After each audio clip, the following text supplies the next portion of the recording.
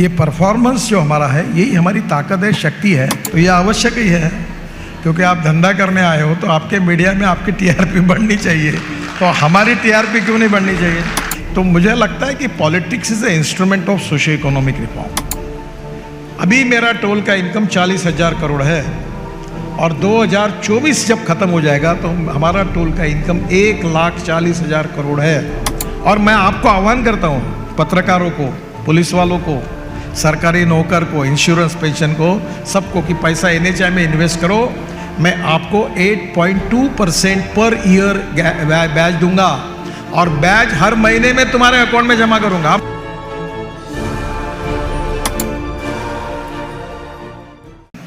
World के नियम है और कांग्रेस के UPA के सरकार में भी वही नियम था, फिर हमारे NDA के सरकार में यही नियम है।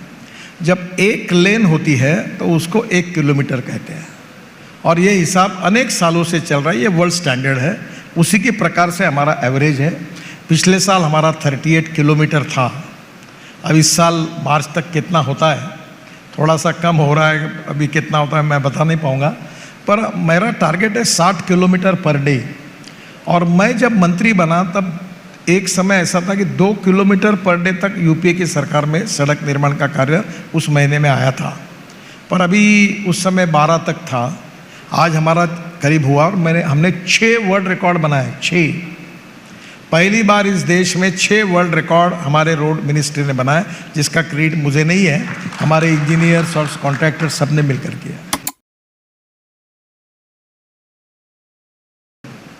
मैं पब्लिक को सवाल पूछता हूँ कि आपके पास अगर गाड़ी है और उसके ऊपर पेट्रोल का खर्चा आपका 25,000 रुपये महीना है और कल उससे कंफर्टेबल गाड़ी आपको उसी प्राइस में मिलेगी और आपका खर्चा 2,500 रुपये होगा, तो आपको कोई मार्केट करने की ज़रूरत है?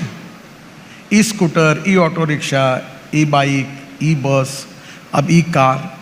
आपको बताता हूँ कि electric, ethanol, methanol, biodiesel, bio LNG, bio CNG, green hydrogen, ये हम लोग 16 लाख करोड़ रुपए का फॉसिल फ्यूल इंपोर्ट कर रहे हैं और हमारे प्रदूषण का कारण वो है।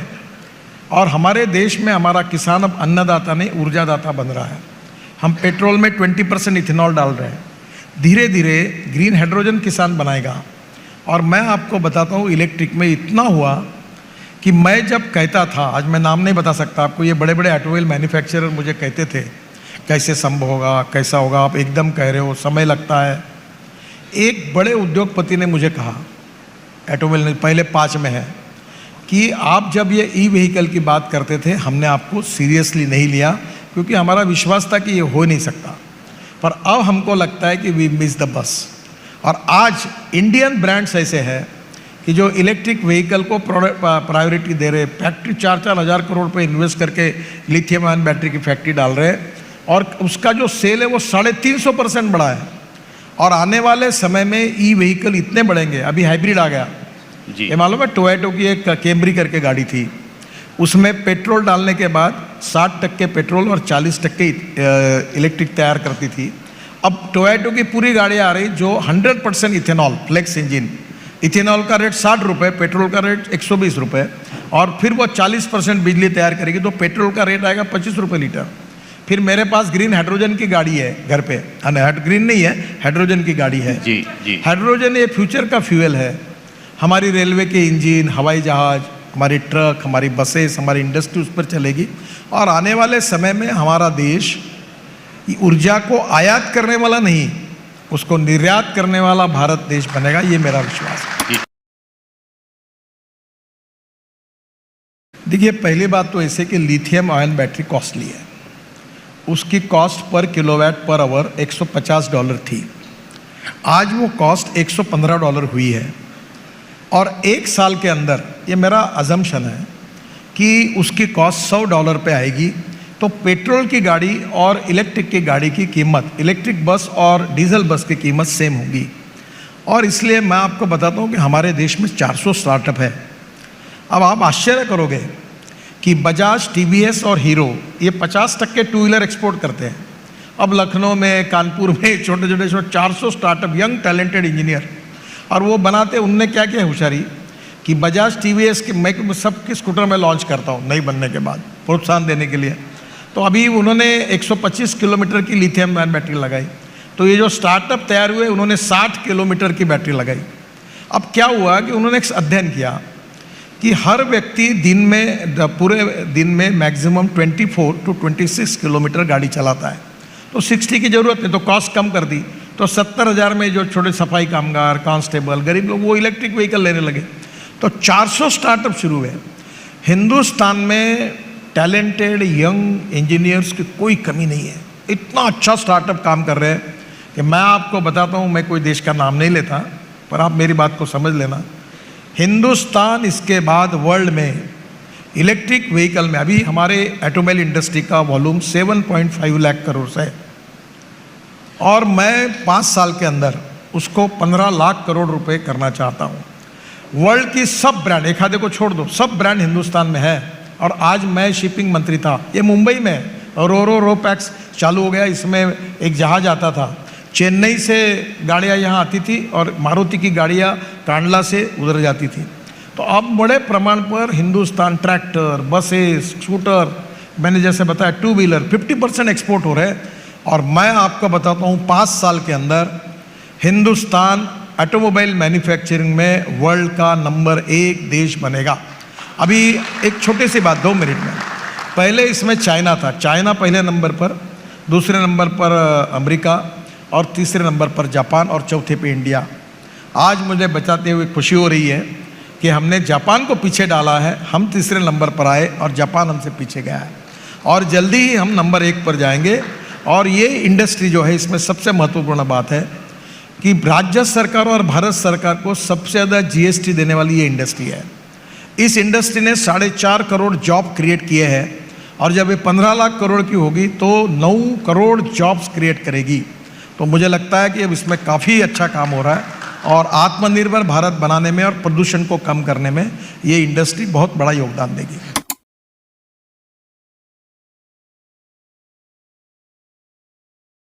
पर मैं आपको एक अच्छी बात बता दूँ, इसी मुंबई में मैंने डबल डेकर इलेक्ट्रिक बस का लॉन्च किया था। अब इलेक्ट्रिक बस में हमने जो टेंडर निकाला, वो नॉन एसी इलेक्ट्रिक बस की पर किलोमीटर कॉस्ट 39 रुपीज़ पर किलोमीटर है, और एसी बस की कॉस्ट 41 रुपीज़ पर किलोमीटर है। और ये बेस्ट की बस जो मुंबई में चल रही है उसकी कॉस्ट 115 रुपये पर किलोमीटर है। लंदन ट्रांसपोर्ट का एक मॉडल है, उसमें 9 ऑपरेटर है, प्राइवेट व्यक्ति ही बस खरीदता है और उसको 250 किलोमीटर की गारंटी मिलती है। तो 250 किलोमीटर अगर मुंबई में हमने ये लंदन ट्रांसपोर्ट का मॉडल लाया तो ड्राइवर उनका, कंडक्टर हमारा। और 2 बातें बहुत ज़रूरी है, ज़्यादा नहीं बोल पाऊँगा। बस में अब टिकट लेने वाली ज़रूरत नहीं चाहिए, कार्ड चाहिए। सामने वाले जहाँ कैमरा लगेगा वहाँ से लोग जाएंगे तो कार्ड दिखाएंगे, अब ये आ गया अपने पास, कार्ड दिखाएंगे, उतरेंगे तो कार्ड दिखाएंगे, उनके बैंक अकाउंट से टिकट के पैसे जाएंगे। इसलिए टिकट के पैसे लेना ये मामला बंद। और दूसरी बात, डीजल में सुविधा होती है, फूंक करके निकालते हैं। अब ये इलेक्ट्रिक में कोई इसकी सुविधा नहीं है। तो दोनों में अगर हमने बचाया तो ये प्रॉफिटेबल है, और ये 50,000 बसेस प्राइवेट पब्लिक सेक्टर में लोग इन्वेस्टमेंट कर सकते हैं, और ये मॉडल सक्सेसफुल हो सकता है। मैं भी बैठा हूँ और हम कोशिश कर रहे हैं कि इस मॉडल को, सरकार के पास उतना अनुदान नहीं है, 50,000 नहीं, इस समय देश में 1,80,000 बसेस है। और आप यूरोप में जाओगे तो double decker air condition buses, वैसा मेरा, अभी हम एक्सप्रेस हाईवे बना रहे एक्सिस कंट्रोल, तो मेरा सपना ये है कि इस देश में 10 लाख बसेस होगी पब्लिक ट्रांसपोर्ट में। लोग बढ़िया, अभी मैंने एक वॉल्वो कंपनी की बस लॉन्च की बेंगलोर में, वो 15 मीटर के बस में लोग सो के जा सकते हैं, एयर सस्पेंशन है। फिर एक बिजनेस क्लास की बस है। तो आने वाले समय में पब्लिक ट्रांसपोर्ट को प्रायोरिटी देना, और ये जैसे मैंने कहा कि अभी हम लोग रोड बना रहे हैं कि मुंबई से बेंगलोर ये 6 घंटे में हो जाएगा, पूना से बेंगलोर 4 घंटे में हो जाएगा, दिल्ली से मुंबई 12 घंटे में हो जाएगा। और आज ही मैंने अभी घोषणा की मराठवाड़ा में कि नांदेड़ से पूना 4.5 घंटे में, और वाशिम से 4 घंटे में। और अभी इतना फास्ट हुआ कि अगर मुंबई से नागपुर आने के लिए हमको 24 घंटे लगते थे, अब 5-5.5 घंटे लग रहे हैं। अब ये दिल्ली से अमृतसर हम 4 घंटे में ले जाएंगे, कटरा 6 घंटे में, श्रीनगर 8 घंटे में, तो और तुम्हारा देहरादून और हरिद्वार 2 घंटे में। तो मुझे लगता है कि अब ये पब्लिक ट्रांसपोर्ट होगा, लोग जाएंगे तो निश्चित रूप से इससे लोग उसको ज़्यादा यूज़ करेंगे और कंफर्ट्स भी ज़्यादा होंगे।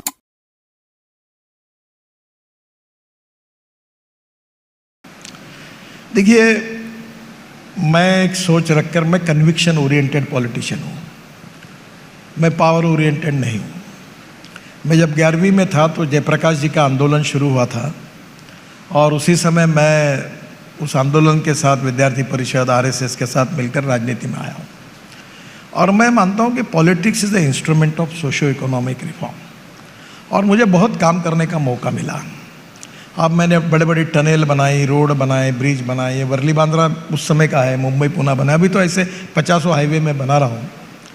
पर मेरे लाइफ का सबसे अच्छा काम अगर कोई हुआ है तो मैं बचपन में मेरी माँ के साथ, बहनों के साथ रेलवे स्टेशन पे जाता था। तो एक साइकिल रिक्शा में हम 4 लोग बैठते थे और चढ़ाव पर वो रिक्शे वाला हमको खींच के ऊपर लेके जाता था। तब मुझे बड़ा उसका पसीना निकलता था, बेचारा थक जाता था। तब उसको देखकर आंखों में आंसू आते थे। और मुझे खुशी है कि आज मुलायम सिंह जी नहीं है यादव।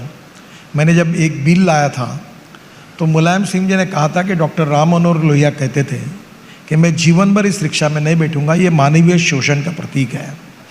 फिर दीनदयाल उपाध्याय ये कहते थे कि जिस दिन ये प्रथा बंद होगी वो देश के इतिहास का सुनहरा दिन होगा। तो मेरे मन में बहुत कमिटमेंट थी इसके बारे में और मंत्री बनने के बाद मैंने इसके लिए स्पेशल बिल लाया। सुप्रीम कोर्ट तक केसेस चली। एक समय ऐसा हुआ कि मैं इतना टेम्प्टेड हुआ कि मैं सुप्रीम कोर्ट में आर्ग्यूमेंट करने के लिए जाने के मूड में था, पर हम जीत गए।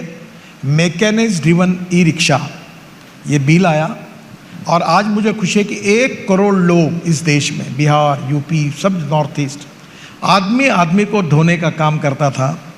ये बिल मैंने लाया, ई रिक्शा लाई, ई ऑटो रिक्शा आई और आज मुझे खुशी है कि करीब आज लगभग आदमी आदमी को खींचने वाला रिक्शा आज कहीं दिखता नहीं। अगर बोरा कोई ले जाना है तो ई कार्ट पर ले जा रहा है, वो भी धीरे धीरे बंद हो रहा है। तो मेरे जीवन में बहुत से काम मैंने किए हैं, पर एक मानवीय दृष्टिकोण से इन 1 करोड़ लोगों को जो मुक्ति मिली है, ये वाकई में बड़ी बात है। Great achievement of my life.